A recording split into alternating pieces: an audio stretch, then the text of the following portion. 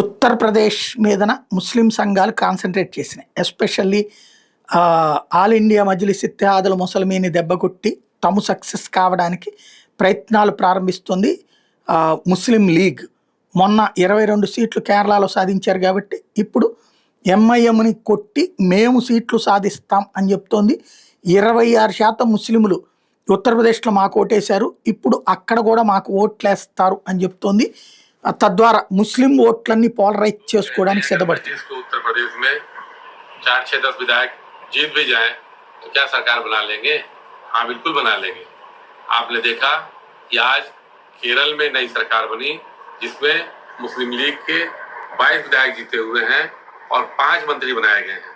केरल में बगैर मुस्लिम लीग के सहयोग के कोई भी सरकार नहीं बन सकती, जबकि केरल में मुसलमानों की आबादी 25% है। उत्तर प्रदेश जहां की सरकारी आंकड़े के मुताबिक 24.6% मुसलमान पाया जाता है, उत्तर प्रदेश में अगर लोग मजलिस का सहयोग करें और मजलिस के 40-50 विधायक जिता के दे दें तो उत्तर प्रदेश में भी आपको सत्ता में हिस्सेदारी मिल जाएगी, जिस तरह केरल में सत्ता में हिस्सेदारी मिल गई।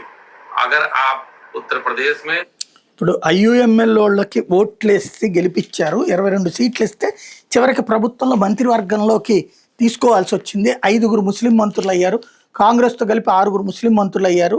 ఉత్తరప్రదేశ్లో మన ఎంఐఎం బలంగా ఉంది కదా, ఎంఐఎంకి ఓట్లేసి గెలిపించండి, సమాజ్వాదీ పార్టీలోని ఎవడు ప్రభుత్వంలోకి రావాలని మనల్ని తీసుకోవాల్సి వచ్చే పరిస్థితి రావాలి అన్నట్టు పిలిపిస్తోంది ఎంఐఎం. కాకపోతే అక్కడ ఐయుఎంఎల్ కాంగ్రెస్ అందరూ కలిసి పోటీ చేసే అవకాశం ఉంది, ఎంఐఎంని పక్కన పెట్టే పరిస్థితి ఉంది.